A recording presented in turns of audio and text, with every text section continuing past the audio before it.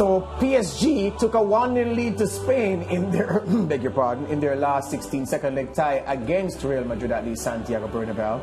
Kylian Mbappe had scored in that first leg. And in the second leg, the Frenchman scored again. They went to halftime 1-0 in front, 2-0 on the night. And it looked as if Real Madrid were drifting to an ignominious exit from this competition that they've won more than anybody else on their home patch. Karim Benzema had other ideas. Let's take the highlights. From Sporting, here's Mbappe. It's a real chance for him to line it up again, and Courtois gets the better of him again.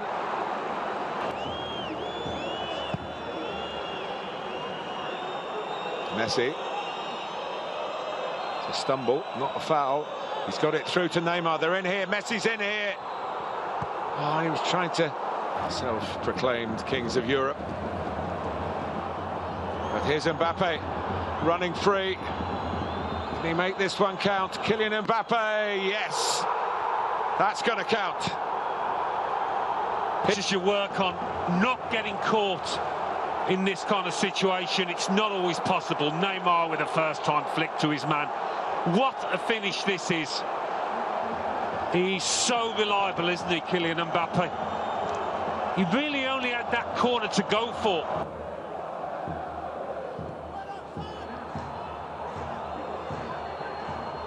Donnarumma.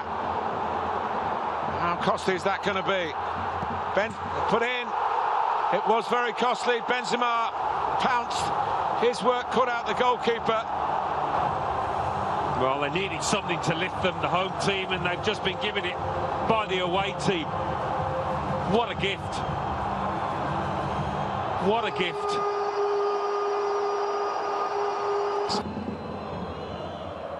By Modric, who's travelling. He's done wonderfully well, because that was a killer ball as well to Vinicius Junior's check back and allowed PSG to get back. Modric involved again, and Benzema, Karim Benzema to the rescue for Real Madrid. 7-7 in the Champions League, and PSG in danger of crumbling here. Oh, goodness me! Absolute delirium, pandemonium. Being outplayed, they were being outpassed, but now PSG are being outscored. Well, they've given the ball away from the kick-off. I mean, he's achieved most things in his career, Benzema. He's experienced many, many highs, but this has got to be right up there. The way he's attacked this ball first time and slotted it a couple of inches inside that post, it's absolutely sensational. And Real Madrid have won it. Benzema has won it with an extraordinary hat-trick in the second half. Big baller, call me Benzema. Yeah, that's Idonia's song that has been a hit in Jamaica for a long time now. An ode to the Real Madrid and France maestro. Speaking of maestros, Brent Sancho from TNT is with us on the show now. Brent, Benzi to the rescue, and Real Madrid absolutely got a pasting in the first half, but it was only 1-0. They got a passing lesson, as Martin Tyler said, passed off the pitch. Mbappe's goal. PSG looked to have the game secure and the tie secure, but then the big Bens came chugging through. Well, in the halftime analysis, you asked me if I would keep my prediction of Real Madrid winning, and I said yes. And I got a lot of messages out of Trinidad suggesting I was crazy to do that. The reason why I said I stayed with my prediction, because I knew PSG has a very soft underbelly. Once they're put under pressure, once they're harried, once they're hassled, you're going to see the type of performances that saw them got knocked out last year against Man City, and the year before that when they lost the final. They just cannot put up to teams when they are pressuring them high, when they're harrying. We saw it in the first 10 minutes of the first half by Real Madrid. And at the end of the day, I think the problem for PSG is a lot bigger than the talent that they have on the pitch. It's amazing that so many people are courting Pochettino as the next manager at Manchester United. I think he also has to take some blame. It was a poor result for PSG, and a lot of questions need to be asked. You and I are the only members of the not Pochettino fan club. Everybody else seems to be in the fan club, and I don't see what everybody else sees. But talk to me about the first Real Madrid goal on the night. And I want you to tell me, as an experienced player, a player who played at the top level, what was Gigi Donnarumma doing? Yeah, we've had so many conversations about teams trying to play out the back and trying to be clever. Right here, once he collects here and he can't make the pass, you clear the ball. You don't mess about. You don't try to dribble past anyone. And, of course, he gives up a very, very sloppy goal. More importantly for Real Madrid, many would suggest that this is a catalyst that, of course, started the turnaround for Real Madrid. Once the ball is played back there, George, you got a decision to make. Either you can make a pass or you clear it. And you make that decision well in advance. You don't allow a striker to close you down. And I think Donnarumma is going to have to put his hands up. That is just poor. He has to get rid of it. He was looking for a foul. He's taken all sorts of liberty and chances there. And one would suggest, and I feel this way as well, I think he's one of the reasons why, of course, Real Madrid got back into this tie and eventually went on to win it. For the second goal, Brent, I want to take you from high in the PSG half, the Real Madrid half, where the ball was turned over by PSG, and then Luka Modric won it. And I want my team to just stop it at a certain point for us to look at the options that Modric had, because he wins it here. If we stop it here, he has passing options left and right. But he doesn't want to run the risk of turning the ball over there as well, Brent. So he takes it and he releases it at the perfect moment, because if he waits too long, the recipient, Vinicius Jr., could stray offside, and he just wants to play the ball perfect. Let's run it from here. This is what an experienced player does. Stop it right here. This is what a quality player does. Look where he chooses to pass, Brent. Look how far he advances the play into the PSG half, and then he sets his road runner running. This is a big footballing brain at work. Yeah, he's one of the best in world football when it comes to transitional play.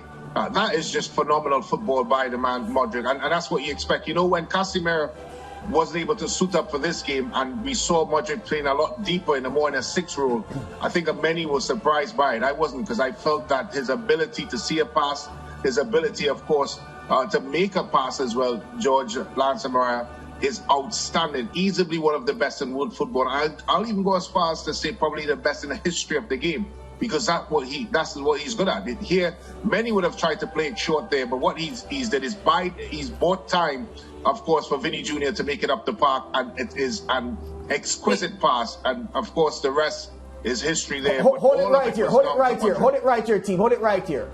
So Brent, as a centre half, tell me now, Marquinhos is there, Danilo is there, Kimpembe is nearest to Benzema, but he somehow finds a pocket of space where there is no PSG defender to receive the pass. People think that this is simple. People think it's just luck. He knew where he wanted to be, and Modric found him through many PSG defenders.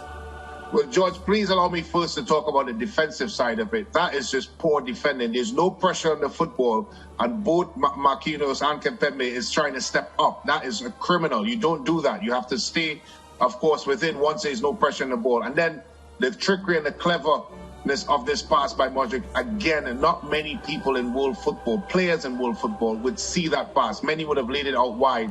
He placed it through the legs and, of course, right into the pathway of Benzema.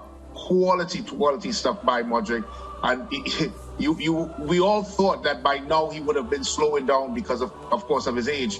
But I think he's like fine wine, my friend. He's getting better every single season. And then the third goal, Brent, it's a finish. Let me tell you, in football, as you know, there are many different kind of goal scorers. There are the goal poachers who will just finish a play. There are those who build the play. The finish here is like Gerd Muller. It's like, it's just it's like Salvatore Schillaci from Italia 90 for the Italians. This is just pure striker's instinct, knowing exactly what he needed to do and having the skill to execute it with the outside of the right boot, not looking for power, Brent, but wanting to get enough meat on it to go beyond the goalkeeper, to just bend it away.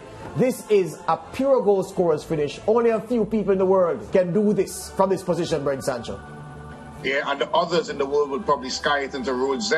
And as you rightfully said, it's instinctive at once, but to guide that with the outside of your right boot, with the ball coming back at you, is probably one of the most difficult skills in football there is, because you had to show a lot of control.